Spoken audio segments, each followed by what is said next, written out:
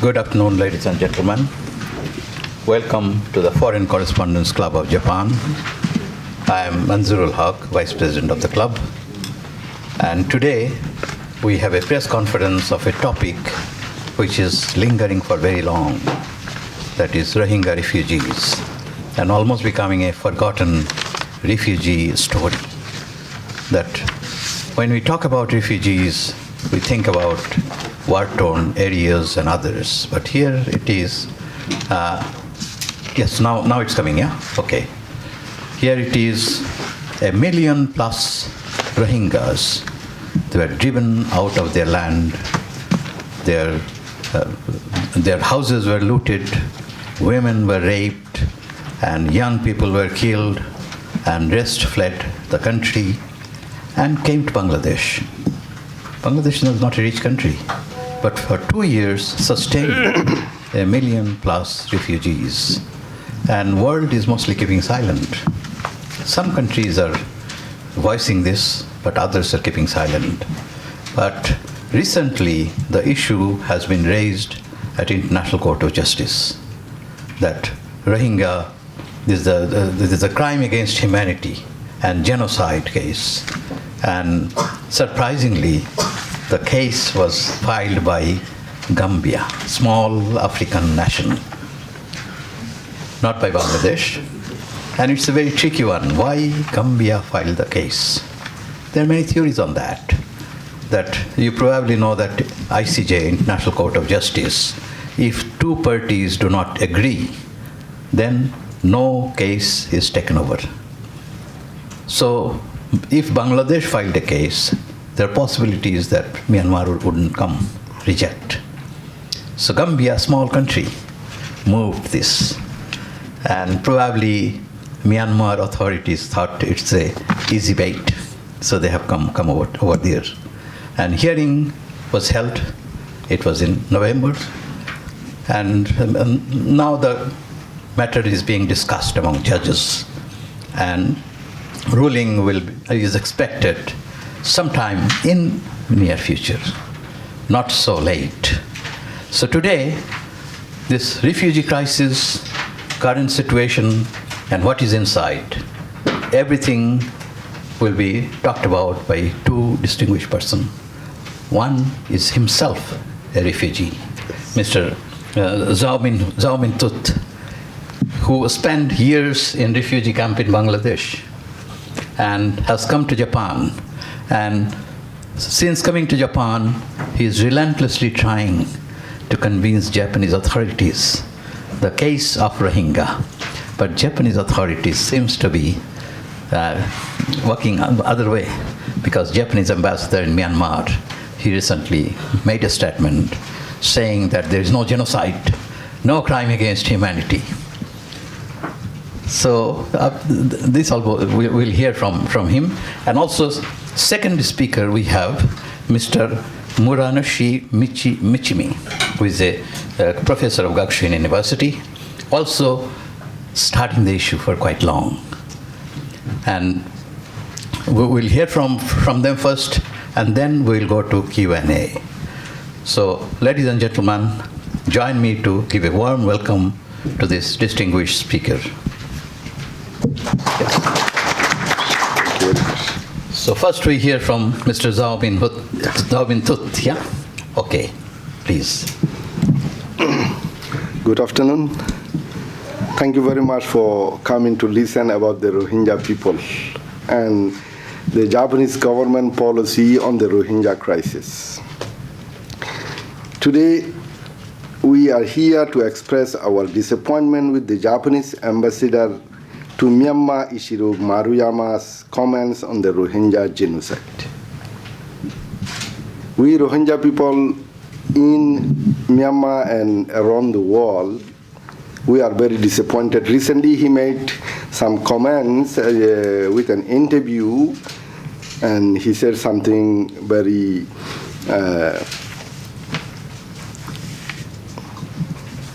very disturbing words. First of all, he called Rohingya people as a Bengali, which is a very derogatory word for the Rohingya. And it really hurt our sentiment. Because we are not Bengali, we are genuine Rohingya people. So when a high-level Japanese diplomats officially working in Myanmar calling us Bengali is very bad things for the Rohingya people.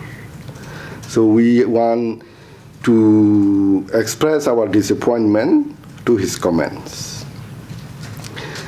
This Bengali word is created by Myanmar military since 1962 to imply those Rohingya people came from Bangladesh recently and rejecting our identity and our ethnicity and our citizenship rights based on that only one word.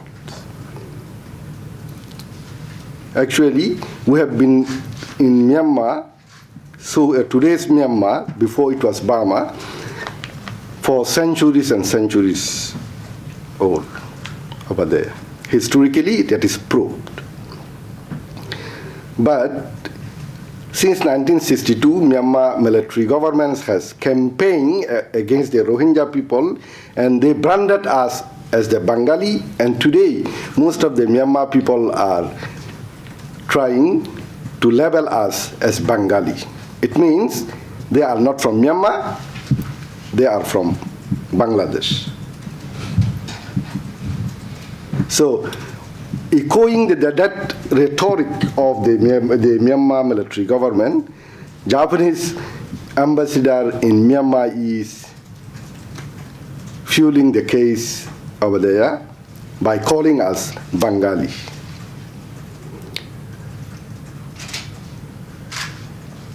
Actually, even the Aung San Suu Kyi in Myanmar, she never used the words Bengali. But military leaders and the other extremists and nationalists in Myanmar are using the words Bengali. And even Myanmar, the local media are using the words Bengali. It means it is a propaganda against the Rohingya to make them like the foreigners from Bangladesh.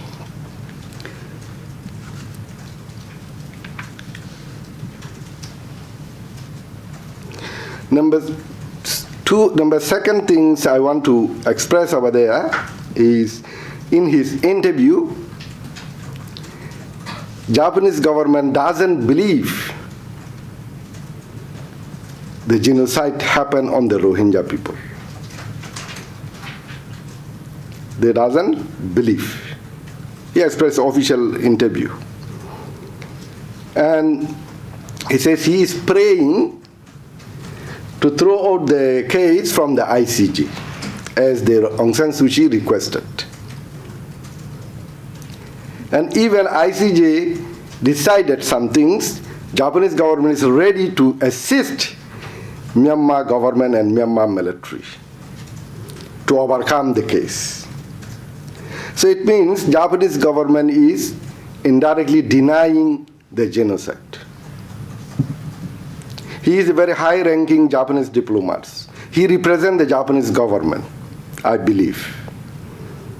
So his every single words and deed is representing Japanese government. We Rohingya people are very thankful to the Japanese people ever since 1978, when our first refugee cases occurred. Since then, Japanese people are really helping the Rohingya people, Rohingya refugees. But the problem is Japanese government policy on Myanmar. Why I am very disappointed is, I bring here, I distribute the small booklets to understand about the Rohingya problem. It calls Rohingya Genocide in Chronology. I just briefly compiled these small booklets to make understand you people in a short time, in a very briefly. Our problem, we were the ethnic minority of Myanmar, and recognized by the previous democratically elected government of UNUS from 1948 to 1962. In 1962, when the Myanmar military government came to power, they started our genocide process. This genocide is not happen overnight. I want to mention it. Mr. Maruyama-san, he is saying it was nothing very big enough for the genocide. We can call it genocide in 2016-17. He just telling about 2016-17. But our genocide has started since 1962. You can see. First, they tried to remove us from the ethnic minority groups. And they put 1982 citizenship law, and they make us de facto stateless in our own country. From there, they started our persecution and harassment. And finally, in 2010, they started violent attack on the Rohingya people. As you know, now there are more than 1 million Rohingya refugees in Bangladesh. And inside the country, there are 500 to 600,000 Rohingyas living. Among them, more than 150 Rohingyas are living in the IDP camps in the central Rakhine state since 2012.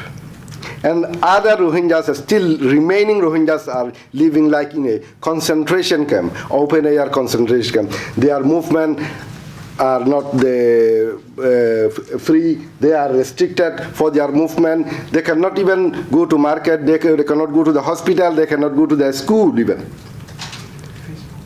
And again, right now, today, since the 2018 January, there are a very big fight between the Rakhine insurgent groups and the Myanmar military.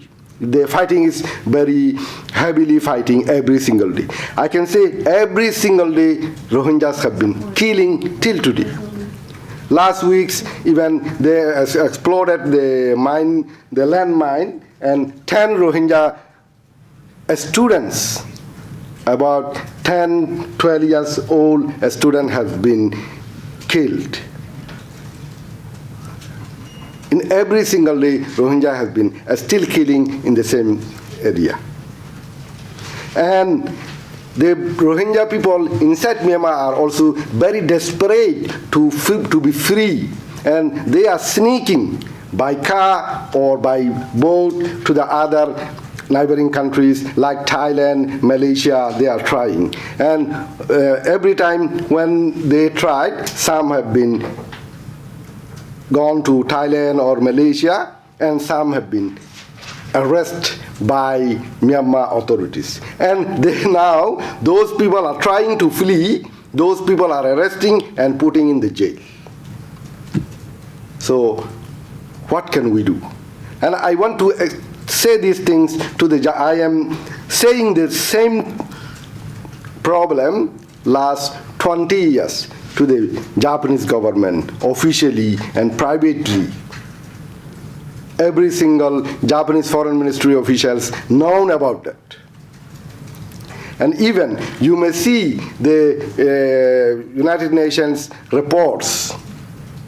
You may see human rights organization reports on the Rohingya situation. You know, almost all UN agencies, department has the very high level Japanese diplomats working over there. But today, Japanese government is not cooperating even, not supporting the United Nations actions on Myanmar.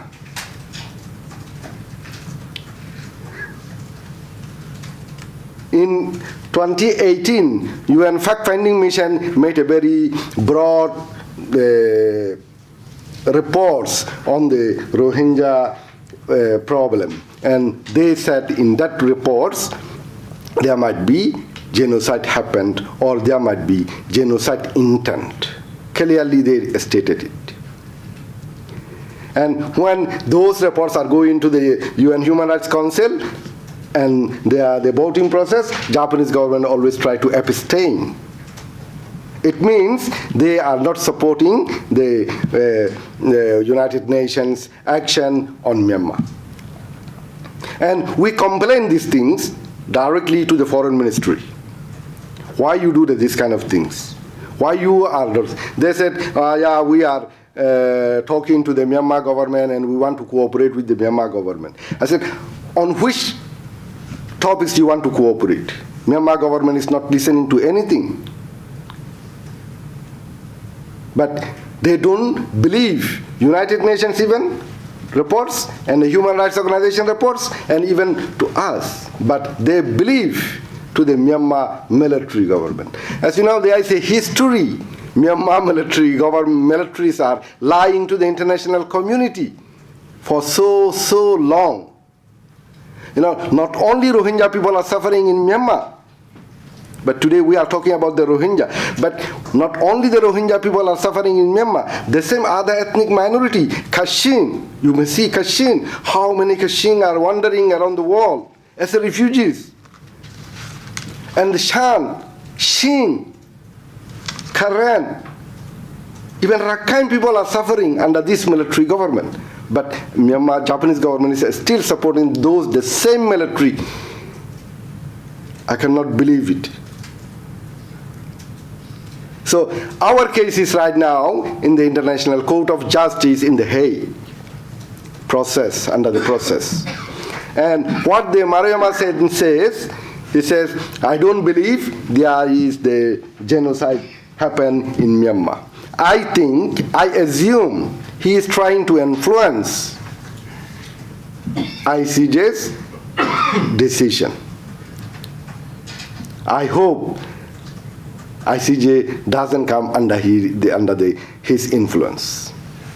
And the ICJ will make very soon some kind of positive, I believe, the positive decisions for the Rohingya people. We are seeking justice. We have been seeking the same justice for more than 50 years in our own country, but nobody listened to us. So we need to to seek the justice from the international community. What is wrong with the Rohingya people? Because we are human beings as the other people. Seeking the justice is not a crime. The crime who committed is a criminal. So we are looking for the perpetrators of the Rohingya people's killing. We will not let them go free until we are here. So the Rohingya problem is not a very small thing, It is a really big one. More than 1 million people have been suffering for so long, and after that, since 2017, they fled to Bangladesh, and now they are suffering in the Bangladesh refugee camps. I want to raise here my voice to the international community. Please don't forget Rohingya people. Please help us. We are the most vulnerable people in the world. Even the United Nations, last 10 years ago, they described us as the most persecuted minority in the world. The Rohingya problem is not started in 2016-17. It has the process. The 16-17 is the last stage of the genocide in Myanmar. The Rohingyas have been finished. I born there and I raised there. I went to a school there. I'm now 47, 48 years old. I have never seen Rohingya people's freedom. That is why I am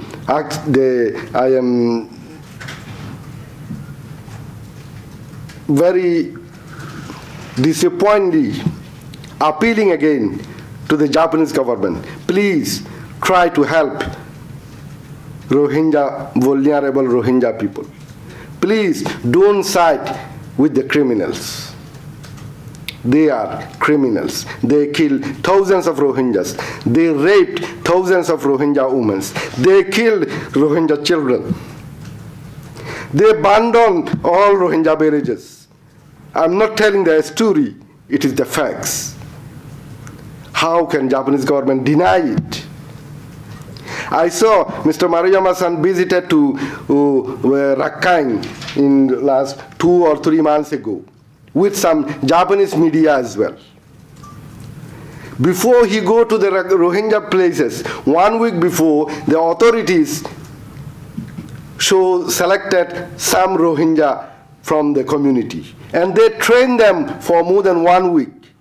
If the Maruyama-san asked some questions, and how they should answer. They neatly wearing their dresses, and when they are talking, they are smiling. They are very happy, something like that. They want to portray like that. It is lying. The same tactics are using since 1962 by the military government. I cannot believe Aung San Suu Kyi, how she's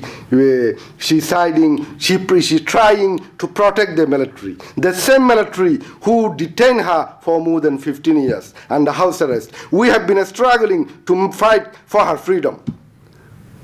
Rohingya people are supported by Aung San Suu Kyi's freedom. But today, when she became the de facto president of the country, she turned away her back.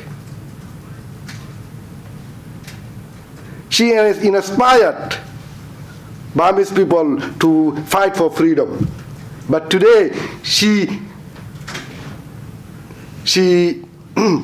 her government is harassing those people who are fighting for freedom. So the problem here is now the ICJ case, when the ICJ case come out, Canada and Netherlands officially announced they support the case to seek the justice from the court. And even yesterday, United Kingdom announced their support. Very soon, I believe United States will do the same. Because we rely on the peace-loving people. We rely on the international community. Because there are not many friends in Myanmar for the Rohingya people. We are alienated. We are segregated. There are a lot of campaign against the Rohingya people in the country, still going on by elements of extremists, elements of militaries. I know Aung San Suu Kyi knows this thing very well, but she doesn't have the will to handle our case properly. She just relying on the military to hold on her power. I don't think she went to The Hague to face the case. I thought she started campaigning for the 2020 election to garner the support of the Myanmar people. You cannot build democracy and peace on the bone of Rohingya people in the country.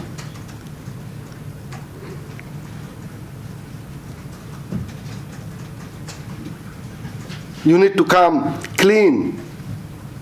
The peace, the prosperity cannot make without justice. Right? So without the justice, there will not be peace in the country. So we are seeking the justice. And I want to appeal to the international community through this press conference. Please help the Rohingya people in seeking the justice from the perpetrators. And I want to appeal again to the Japanese government and the Japanese people. Please don't believe military lies. Please don't buy Aung San Suu Kyi's lives on the ethnic minority people, including Rohingya, Kachin, Karankaya, Shinmu, Rakhine. everyone is the same human being. Please stop killing innocent people in the country. Thank you very much. I will the follow. Thank you, Chairman Htut. Our next speaker is Professor Muranushi of Gakushuin University. Thank you. Let me start with August 4th, 2017. On this day, Senior General Myung Line came to Tokyo and visited Prime Minister Abe. In the brief conversation, Abe told Myung Line, Japan thinks highly of Myanmar's democratization, national reconciliation, and development. For the stability and development of Myanmar, the cooperation of the military is essential, and Japan will respect the Commander-in-Chief's leadership. Yes, leadership. A week later, on August 11, the 33rd and 99th Light Infantry Division belonging to the Commander-in-Chief were airlifted to Rakhine. 2 weeks later, on August 25th, after the annual report on Arsa attack, so-called clearance operation, the two divisions which Myung Line sent played a leading role in looting, raping, killing, and arson. Everybody on the side of the Burmese state said that it was a defense. Yes, it was an interesting defense to send in advance two major divisions in order to fight the poorly armed enemies unforeseen. Interesting questions are what did Abe and Myung Line have in mind when they met in Tokyo in early August? When did Myung Line make his decision to send the divisions to Rakhine? To what extent did the Foreign Ministry of Japan or its embassy in Yangon follow the developments of Rakhine? What did Abe know about the meaning of Myung Line visit to Tokyo? Now, estimates vary. Some say 10,000 Rohingyas were killed. Some say 20,000. Myung Line wrote in his Facebook in September 2017, the Bengali problem was a long-standing one which has become an unfinished job despite the efforts of the previous government to solve it. The government in office is taking great care in solving the problem. Was the Japanese embassy in Yangon reading Myung Line Facebook? That must have been the essential job of the embassy, otherwise it should be blamed for incompetence.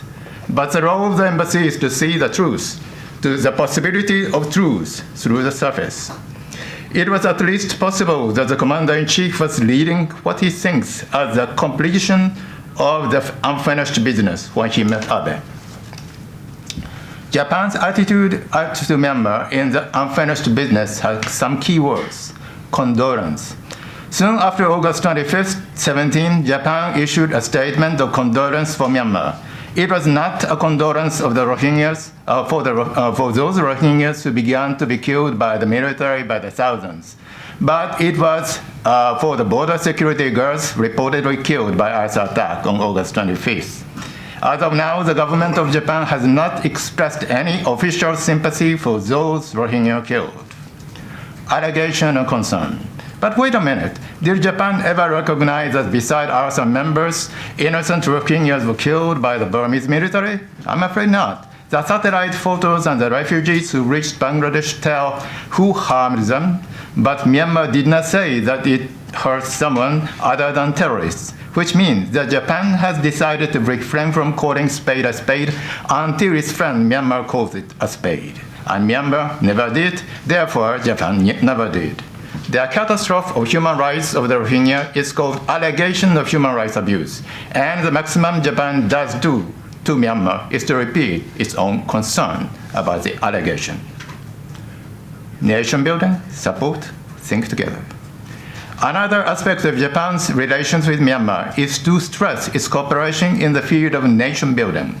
Though this is not clearly defined, probably this means building infrastructure, not reforming the structure of the state organization. Japan says that it supports Myanmar in this dimension. It says that it will think together with Myanmar. So in September 2017, when the world had known the massacre like Turatori or Htut, without any criticism, Japan showed concern but promised that its support for Myanmar would be unchanged. In Japan, is Japan a fool or a genius pretending to be a fool? The above meaning becomes more apparent if you contrast it with Canada's. Canada calls spade a spade, and soon after the massacre in Turaturi, it begins to say, "Stop killing innocent Rohingya," meaning that it is not an anti-terrorist operation. Myanmar is lying. "Stop violence," meaning that the state is using violence, I mean human rights abuse. "Create a democracy respecting diversity." The world and Canada are against human rights violation in Rakhine, meaning that the world is on Canada's side.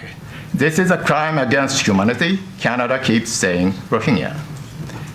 Everything above is missing in Japanese statement to Myanmar.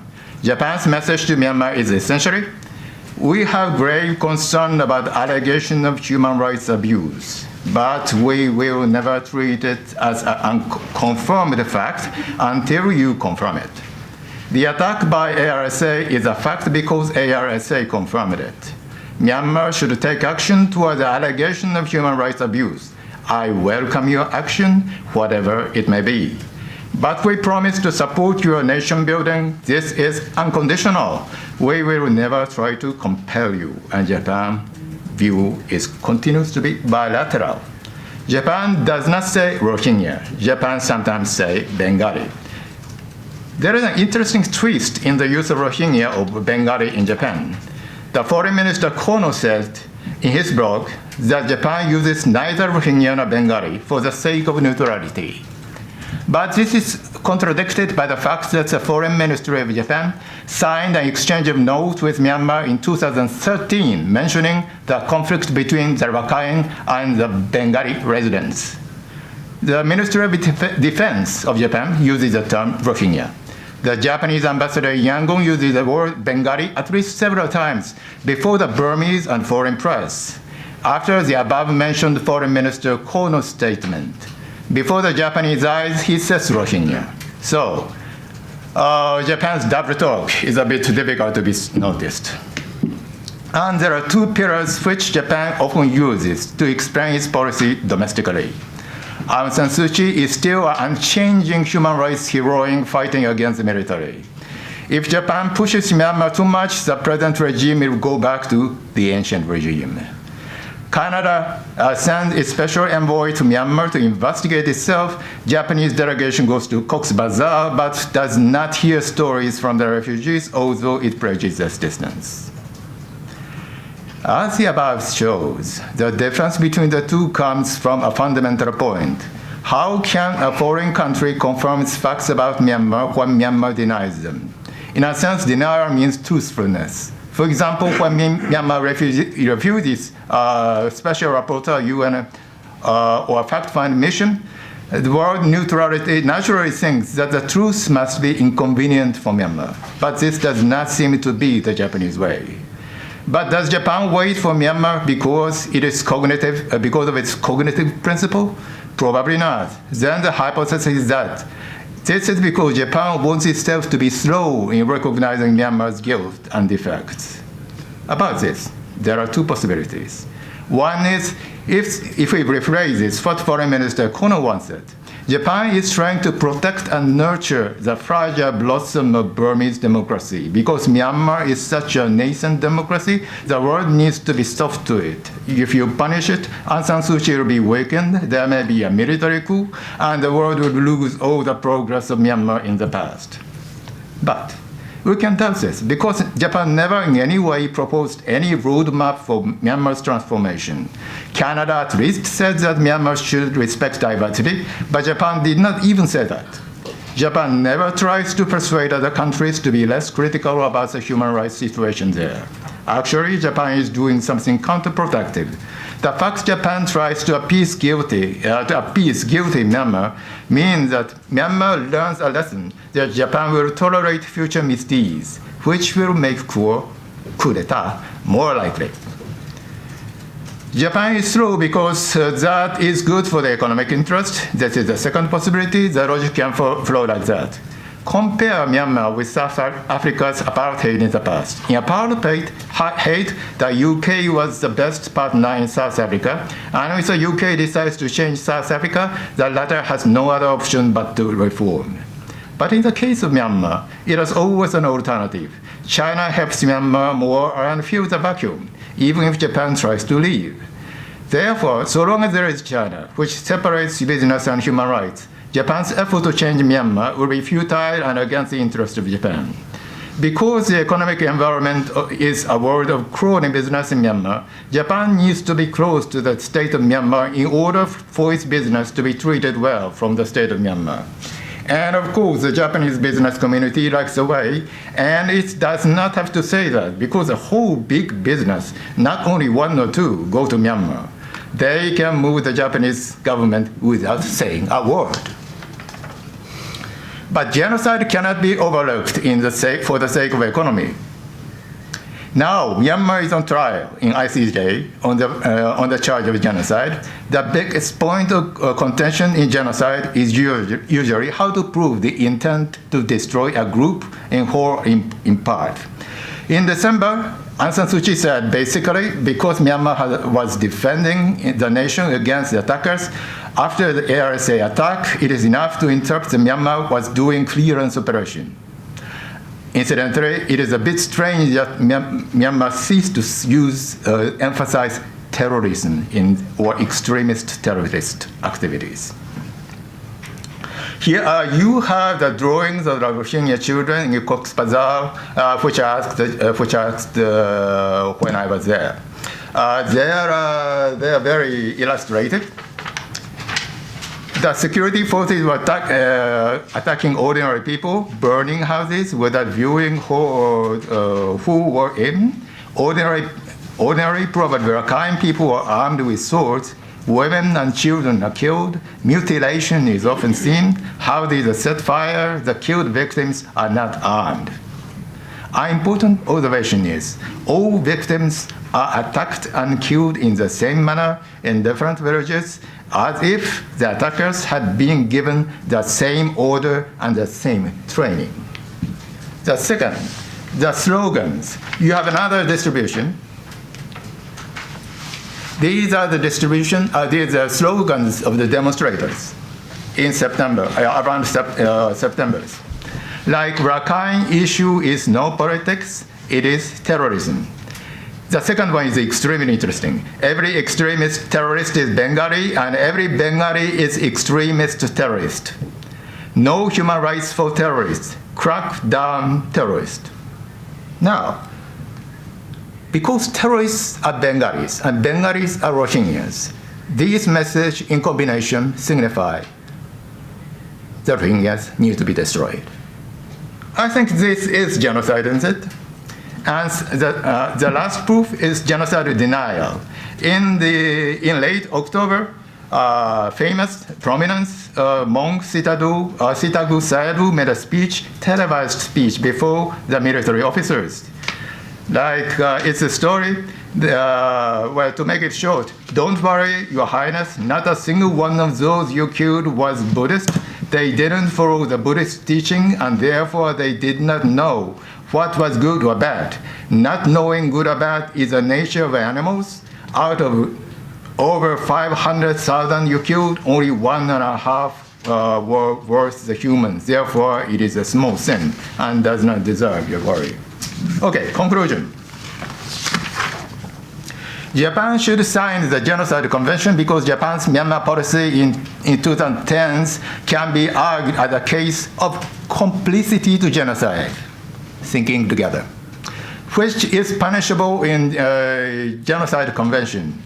If the Embassy of Japan is competent, it has kept undermining inconvenient information for Myanmar, helping Myanmar to procrastinate the handling of the grave human rights situation, and now assisting Myanmar to deny it. Second, Japan's current assistance to and the defense of the genocidal process in Myanmar will be a strong enough reason for the United Nations to terminate Japan's wish to join the UN Security Council as a permanent member. Third, instead of parroting the need to protect nascent democracy, Japan should present the theory of democratization and the roadmap for Myanmar if it thinks this policy is better than the criticism and sanctions. Fourth, Japan's undermining the human rights in Myanmar and the denial of genocide in Myanmar further undermines the credibility of the state of Japan in human rights matters. Japan that cannot see genocide in the present Myanmar now cannot possibly regret Japan's crimes in China during the war. 5. Japan's business should follow the rule of SDGs. In development, no one should be excluded. If someone happens to be excluded, by any chance, the development should be terminated or the excluded person should be included. 6. The business community's favorable term is win-win, but this presupposes bilateral relations in crony economy. In crony economy, win-win is possible, but not enough. The business should be justified in trilateral relations, like Japan, Rohingya, and Rakhine. And finally, progress in the return of refugees can be a way to deflect criticism on the side of Myanmar and Japan. It is important to bear in mind the essence of the program, which is to create a regime in Myanmar respecting the humanity of every minority. Thank you. Thank you very much, Professor Muranushi. Now, floor is open, ladies and gentlemen. Please raise your hands when you are identified. Come forward, introduce yourself, and if you have a specific question to any of the speakers, please indicate those. Yes, please.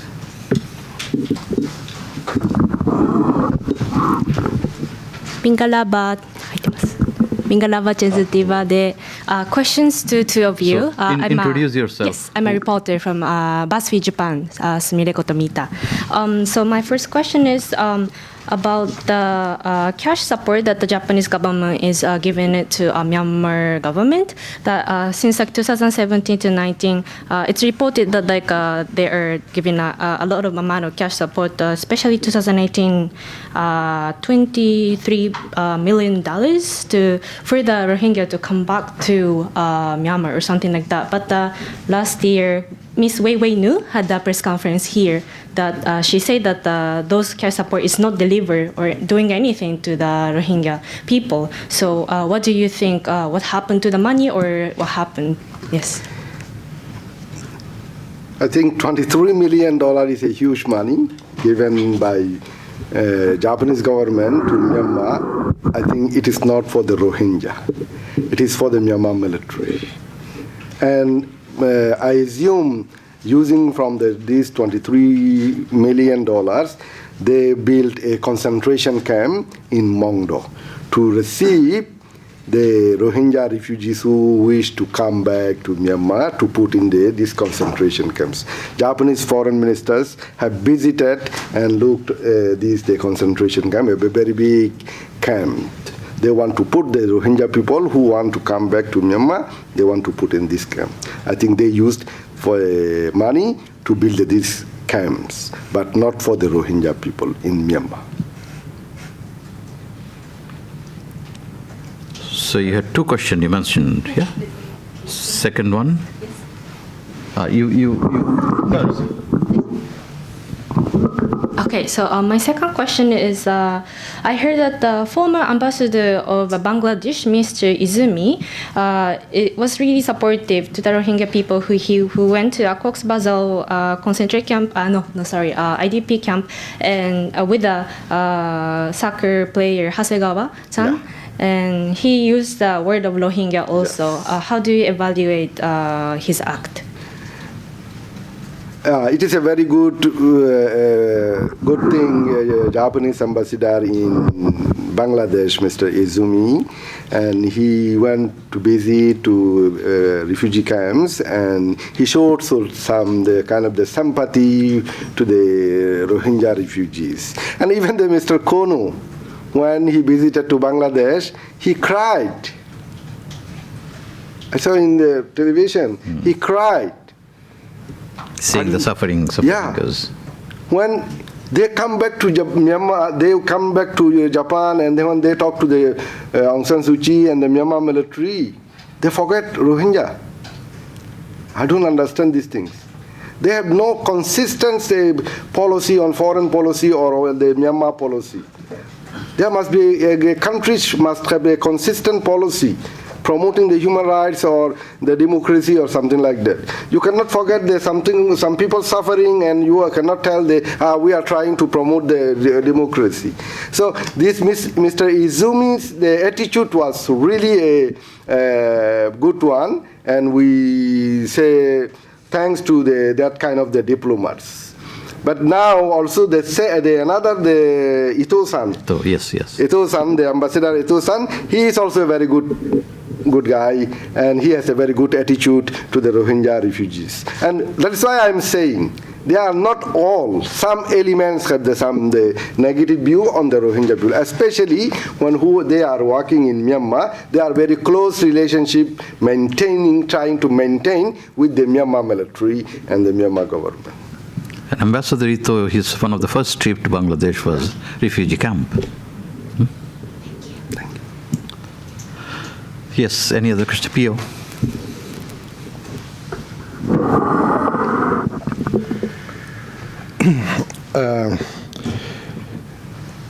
I guess the biggest question we should pose to the Japanese government, but since the Japanese government is not here, let's talk about the Rohingya. Last time I was in Kozi Bazar, the situation was very anarchic, very, very confusionally. Now I'm told that structures have been built, and as you mentioned, the concentration camp at the border. We used to think that Palestinian Lebanon refugee camp was the biggest in the world and forever, probably. Do you have the fear that the Rohingya also are going to become hopeless refugees and they will stay there forever? I'm really concerned about your question. I've been telling these things to my colleagues for a long time. I'm really concerned because you see the Palestinian refugee problem more than 70 years. You see the other countries as well. And Rohingya has been fleeing the Myanmar since 1977-78. You know, in the world, there are 3.5 million Rohingya around the world. Now, only 500,000 Rohingyas are remaining in Myanmar in their own country. The rest all became refugees, including myself. So, we don't see opportunity to go back to our country to build our life again in the near future without the international community's help. That is why we are seeking around the world international community's help to make safe return of ourselves, to make a good environment in Myanmar, especially recognizing our citizenship, because we have been citizens over there. Our citizenship was taken away by force, right? And recognition of our ethnicity and our safety and our lost properties. I mean, where we have been in our own properties. So, and this is some kind of this kind of the preparation had made by the international community. We are ready to go back to our country and to build our life again, because that was our land, that was our home. We born there. But the problem is, Myanmar government is very tricky. They are trying to buying time, making to forget by international community like the Palestinian problem. So when the refugees are living in Bangladesh for a long time, and some people might suggest, oh, why not the Bangladeshi community are assimilating them? Why not letting them to stay over there? In that kind of question will be raised, but it is not possible. But it is possible that you can send them back to their own country by international community supports. And it will also create bad example. Yes. Other countries might follow, that those who wants to drive away some of their people. So international community should not accept that. Yeah. I have visited both Cox's Bazar camps and the IDP camps in Sittwe. My impression is that although the conditions of the Cox's Bazar camps are not terribly good, it is still the conditions there are still better than those of the IDP camp in Sittwe. At least in Cox's Bazar, there is freedom of speech. In Sittwe, people tell that we are fed, but we are living like animals here. And it is rare that they can meet some people with whom they can talk freely. So in that sense, not only materially, but also in terms of spiritual field, I think IDP camp is the worst. And in that sense, because of those conditions, I think I don't think the people in Cox's Bazar are willing to go back to Myanmar. And because it depends on the Burmese new policy of what to do about the things inside Myanmar. So I think it's going to be a long fight. Yes, any other? Yes, please.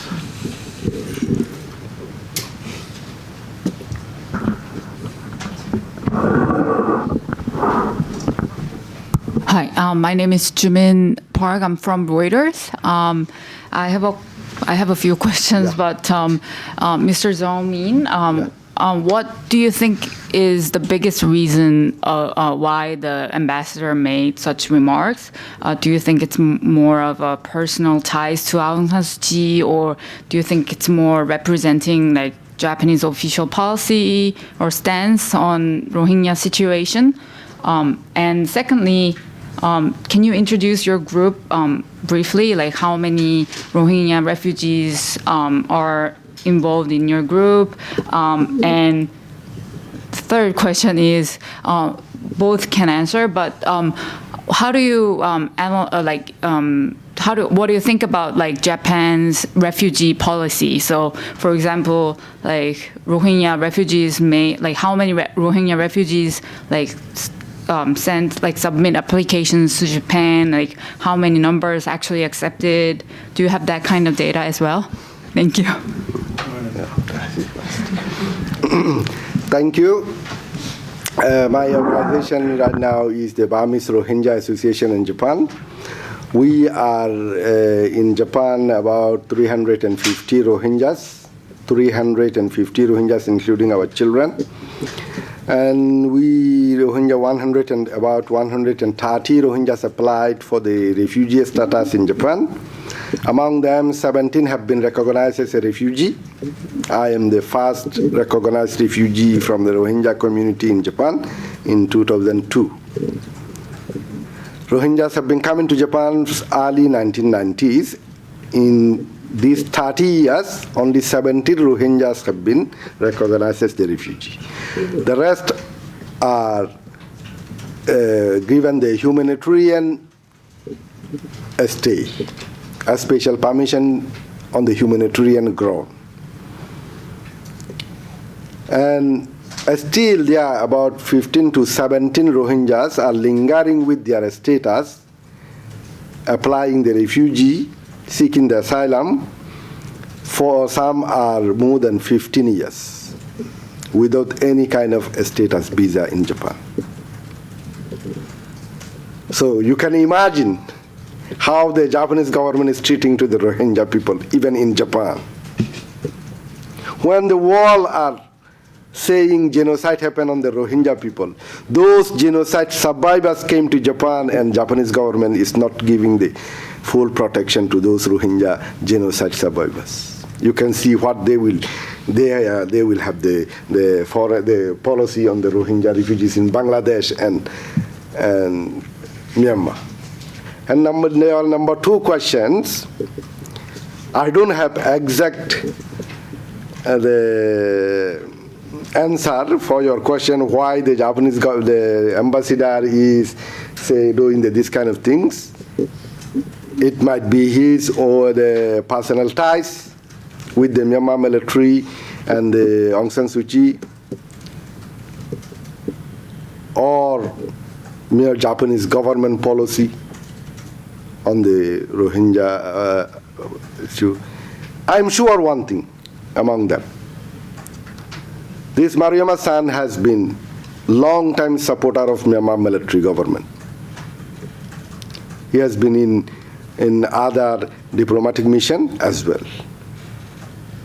And they don't want to annoy to the Myanmar military government by calling Rohingya with their original name. Because Myanmar military doesn't accept the word Rohingyas. Or appeasing to the Myanmar, the extremist or nationalist, by calling Rohingyas as Bengali. Well, my impression is that Japan's denial of Myanmar's genocide is basically for the purpose of satisfying Myanmar. In other words, Japan expects something from Myanmar in return for the fact that Japan was on the side of Myanmar in this case. I think it is a very typical characteristics of crony economy, isn't it? Also, I may add something, that ambassadors are voice of the governments, voices of the governments, ambassadors. They don't speak for themselves. Whatever ambassador speaks is the voice of their governments. Yeah, he's representing so that means that Ambassador Murayama, what he spoke, must be approved by the government, because the Japanese government didn't deny, didn't call him back. One thing, sorry, I have to add one more thing. Last September, when I had the meeting with the Japanese Foreign Ministry, we complained the same thing to the Japanese Foreign Ministry directly. And one of the officials told me at that meeting, oh, we already told him not to use the Bengali anymore. After 3 months, he using the same words on the same media. So what is this? What is this? That's why I'm saying there's no consistency in their foreign policy on the Rohingya problem. Okay, we have time for one very short question. Anyone would like to ask? One short question from the floor. Yes, please.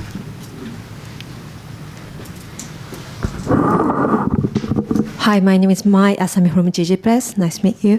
My question is, as for the ICJ ruling in the near future, what kind of ruling are you expecting? They are at the beginning. They will say the provisional measures to stop the ongoing genocide in Myanmar. So we expect a positive decision coming out soon, but the final decision will take some time. But we are not going back, and we are pushing to get the target to bring those perpetrators on the dock. Hopefully, yeah. Okay, short question, Pio. No, it's not a question, just a clarification. Because I think that even in Japanese press there is some confusion on that. The International Court of Justice just made recommendations. They cannot issue any, it's a different thing from the, okay. Yeah. They cannot bring to justice single people. Yeah. I want to announce one more thing. Tomorrow, 16 January, we Rohingya people are going to the Ministry of Justice to protest the same thing to the Japanese Ministry of Justice. Please join us if you have any chance to join us from 3 o'clock to around 4 or 5. We will finish. And we will submit a protest letter to the Foreign Ministry officially. Foreign Ministry. Thank you very much. Thank you very much for comes coming. to the conclusion of our press conference. Our allocated time is over now, just in time we could finish. And thank you to of our distinguished speakers. Thank you very much. And for illuminating us more about the problem. And please come again. Maybe after the ruling we'll see you again. Thank you. Thank you. Thank you. Thank you. And also thank you, ladies and gentlemen, for joining this press conference.